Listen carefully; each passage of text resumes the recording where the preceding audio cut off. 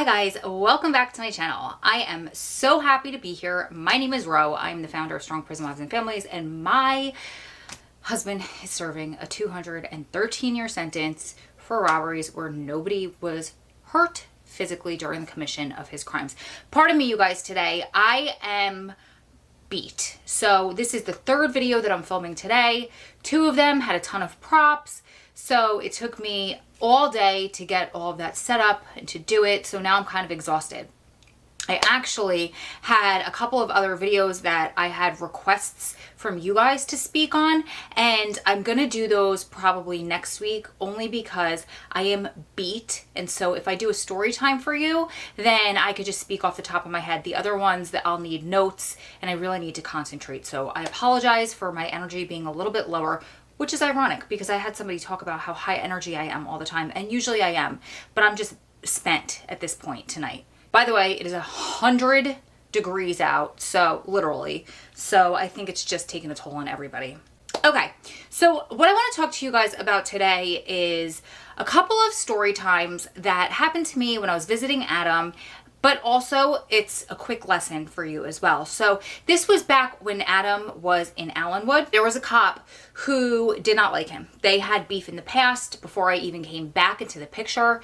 Adam and this guy just never got along. Something had happened, I think, with Adam's ex, and he did something to her, so it got really personal and it was just a bad situation. But I was unaware of this before I started going, and then he started picking on me. So the first time that he picked on me was when I came in to visit and he didn't like what I was wearing. He told me I needed to change my clothes. So I always had backup. Thank God I had a friend who was going there for years before, and she warned me all of the rules, and she also told me to bring backup in my car, and I always had it. So I went to the car, I changed. I didn't really think that much about it. I got in to visit. I had my visit. It was fine. I told Adam what happened, and he said, oh, okay, well, I guess they just didn't like what you were wearing. So then the following week, I come back, and I used to see Adam every single week back then because he was only 2.5 hours away from me. So there was a parking lot up above and then stairs that you had to go down to be able to get into the facility. So I came down the stairs, and it was this large facility. It was a whole complex. So when you pulled up to Allenwood, to the complex, to the Federal Correctional Complex, there was a gate and there was a guard in there, and you had to show ID and you had to tell them who you were visiting back then. I don't know if it's still the same. Adam's been gone from there for 10 years. So I showed them my ID. I went and I parked my car. It was a huge parking lot because it was a big facility. There were a lot of people there. And I came down the stairs, and the cop told me that I needed to move my car. I was parked in the wrong spot. He didn't tell me why. He just said, you need to go move your car. So I said, okay, I'm not going to fight with him. I was like, what's wrong? He said, oh, you're parked someplace where visitors shouldn't be parked or something. I parked in the same spot that I always parked in, but that's fine. I went and I moved my car. Then when I came back down, he told me, oh, he said, you're not allowed to wear a headband. So what happened was that day, I always got dressed up really nicely for a visit, but that day I was there with my friend, and she bought this really cute t-shirt with a really cute saying on it, and she kind of wanted to dress down that day, and she was just going to wear it with jeans and sneakers and be casual. So I told her, I said, if it makes you feel better, I'll dress down too. So I just so happened to wear jeans and a t-shirt, and I had my hair up, and then I had a wrap around my hair. So he said, you're not allowed to wear that headband. And I said, I'm not allowed to wear a headband. I've worn a headband here before. And he said, well, you're not allowed to wear that kind of headband. So I was upset because what happened was I have very frizzy curly hair. And when I pull my hair back, especially in the summer months, it gets really frizzy and the baby hairs go flying. So I had hairsprayed my hair slick back under that headband that day. And I put my hair in a bun. So, and then I kind of poofed it here a little bit so it didn't look like I was bald. It wasn't slick all the way back. So when you took off the headband, there was the line from the headband and then this weird bump and then the bun, and it was all slicked back. So I was really super embarrassed, but it was either I could deal with it, take off the headband and look like I had driven with my head out the window 80 miles an hour for the 2.5 hours there, or because my hair was like, or I could leave. I could not get in. So of course I'm going to go. I want to see him. I'm going to go in. So I took off the headband. I was embarrassed. And he made this big deal about this stupid headband. And then when I went in, I told Adam, and he made me feel so comfortable. He's like, you look beautiful. I didn't even know. I didn't even notice. It looked horrible. I wish I had a picture, but I don't. So I think I even told him we're not taking pictures today if you plan to, because I was just mortified of the way my hair looked. And about an hour into visit, that cop comes up to the table we were sitting at, and he said, I just want you to know I checked with the back. I was wrong. You could actually wear that kind of a headband. I know, because I've worn it there before. So then I was like, okay, thanks. Like, thanks. It's down in the locker. Thanks. My hair looks like crap. But it is what it is. I'm not going to complain. I'm just going to go on with my visit. There was the first week with my clothes. Then came the car. Then came the headband. And I kind of started to get the feeling that something was off, that he was retaliating against Adam, or he just didn't like me for some reason. He didn't like the fact that lifers were getting visits. And in their heads, a lot of times, police, the cops there, think that they need to be God. And they think that these guys shouldn't be getting visits. They're horrible. They're low lives. They did something terrible. So they should suffer, and a beautiful woman should not be going to see him. But still, you know, it could have just been coincidence. It could have just been really my clothes. My car really could have been in the wrong spot. Not. Could have been the headband. He could have been having a bad day. I don't know. But this is the time, the next following week. So this was 4 weeks in a row that it solidified it. I knew that something was going on. So when I get to visit that day, he told me that I was not allowed to go in wearing the pants that I was wearing. And so I said, okay, I'll go change. Back then, we were allowed to wear leggings as long as you wore a long shirt. And it was the winter time, so I was wearing leggings and Ugg boots. This was way back when that was popular. I get in line.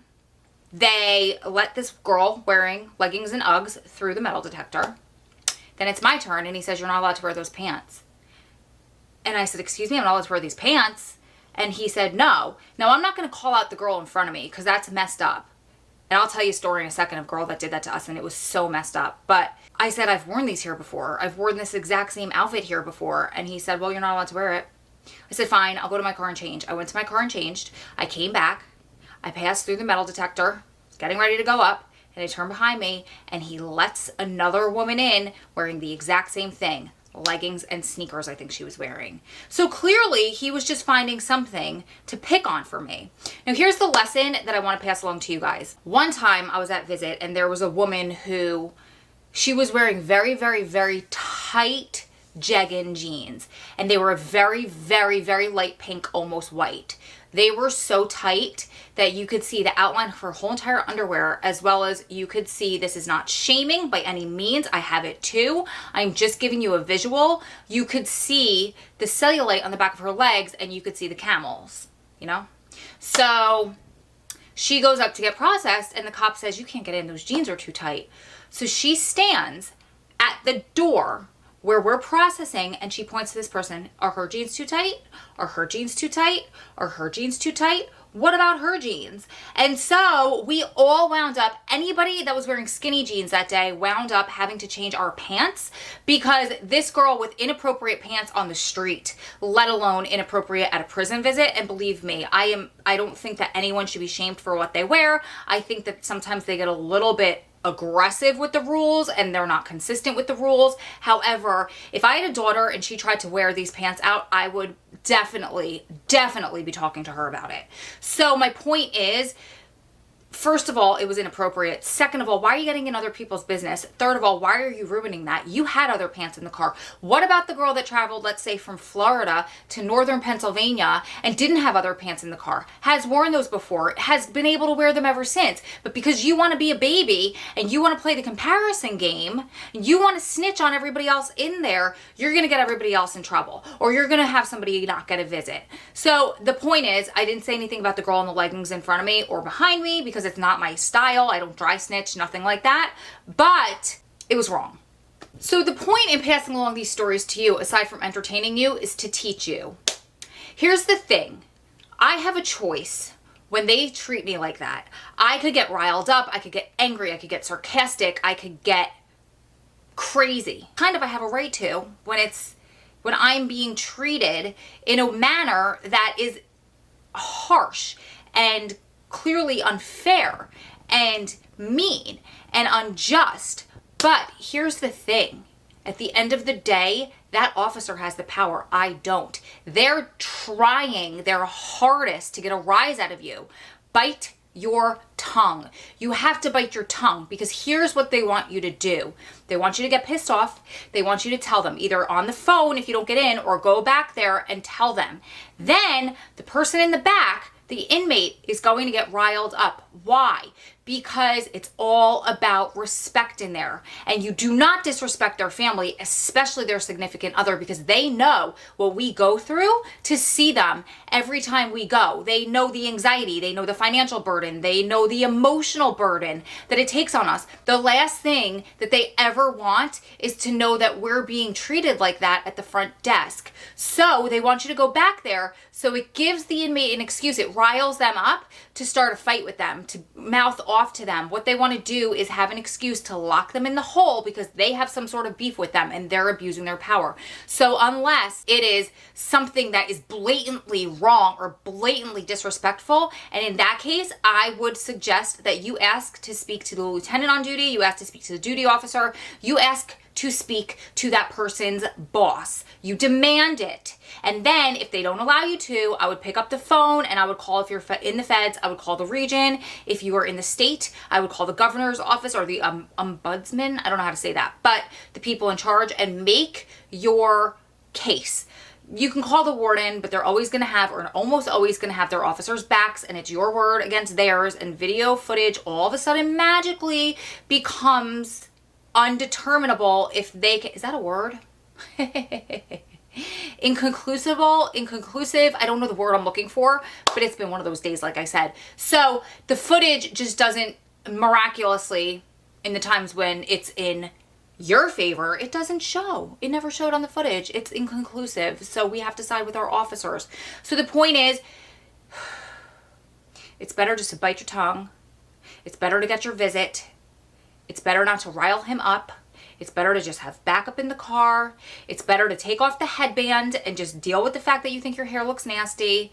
It's better to have to put on sneakers with a dress that is very fancy that you wanted to wear heels with, but they're open toe and they won't let you in, that type of stuff, than it is to give them the satisfaction of riling you up, you bringing it back there, riling him up, him saying or doing something, getting locked in the hole, potentially losing your visits for a really long time, potentially getting him shipped out more time, who knows. But I know it's hard, you guys. I know it's hard, and I know it is so unfair and it's so unjust.